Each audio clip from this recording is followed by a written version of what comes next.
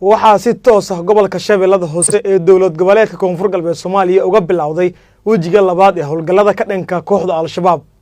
Madaxweynaha Jamhuuriyadda ayaa amar dul dhigay ciidamo ka tirsan militariga Soomaaliya, booliis iyo nabad sugid kuwaas oo waqtigan aan la hadlayo howlgallo ka dhanka kooxda Al-Shabaab ka wada gobolka Shabeellada Hoose deegaano cusubna saaka kala wareegay. Gobolka Shabeellada Hoose oo daris la ah caasimadda Soomaaliya ee Muqdisho waxaa degmooyin iyo deegaano kooban kaga sugan weli kooxda Al-Shabaab. Ha yeeshee wajiga labaad ee howlgalka ka dhanka kooxda Al-Shabaab ayaa waqtigan si toos uga bilowday gobolka Shabeellada Hoose oo waqtigan xoog ciidanka militariga Soomaaliya kuwa booliiska sida gaarka u tababaran iyo nabad sugidba waqtigan ay ka wadaan howlgallo gacanta kooxda Al-Shabaab looga saarayo deegaanada waqtigan iyo degmooyinka gacantooda ku jira. ciidamada militariga Soomaaliya gaar ahaan kuwa la yiraahdo booliis iyo militaro iyo ciidamada militariga oo hore ugu sugnaa gobolka Shabeellada Hoose ciidanka booliiska ee sida gaarka u tababaran ee la yiraahdo Haramcad iyo ciidamada hay'adda nabad sugidda iyo sirdoonka qaranka ee NISA ayaa howlgallo ka dhan ah kooxda Al-Shabaab toddobaadii la soo dhaafay waxa ay ka wadeen gobolka Shabeellada Hoose iyadoona deegaano cusub ay kala wareegeen. dhinacan xeebta ah ciidamada booliiska sida gaarka u tababaran ee Haramcad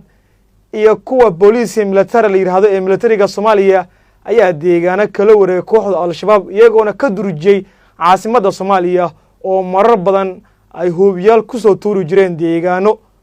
daris la ah gobolka Shabeellada Hoose gaar ahaan degmooyinka xiga dhinacaas xeebta oo degmada Kaxda ay ka mid tahay oo marar badan kooxda Al-Shabaab weerar ay ka geysteen. ha yeeshee iyadoo taasi laga duulayo madaxweynaha Jamhuuriyadda Federaalka oo ah taliyaha guud ee ciidamada qalabka sida ee Soomaaliya ayaa amar ku bixiyay in guud ahaan xubnaha shabaabka ee mararka qaar degmooyinka xiga gobolka Shabeellada Hoose weerar ku soo qaada sida degmada Daynile iyo Kaxda in laga durjiyo oo sidaas lagu bilaabo wajiga labaad ee howlgalka ka dhanka kooxda Al-Shabaab.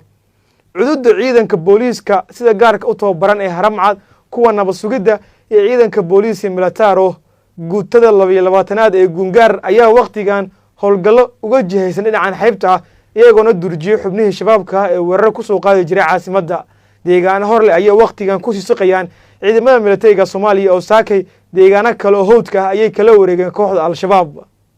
toddobaadkiina soo dhaafnay ayay ahayd markii diyaaradaha dagaalka oo taageeraya ciidanka dowladda federaalka ee Soomaaliya markii ay duqeeyeen deegaanka Jilib marka halkaas oo xubno shabaab ah ay diyaaraddu ku baabi'isay cardaadiqadan ay kaga dhigtay kadib markii xubno badan oo shabaab ah iyo hubkoodii halkaasi ay ku gubtaba.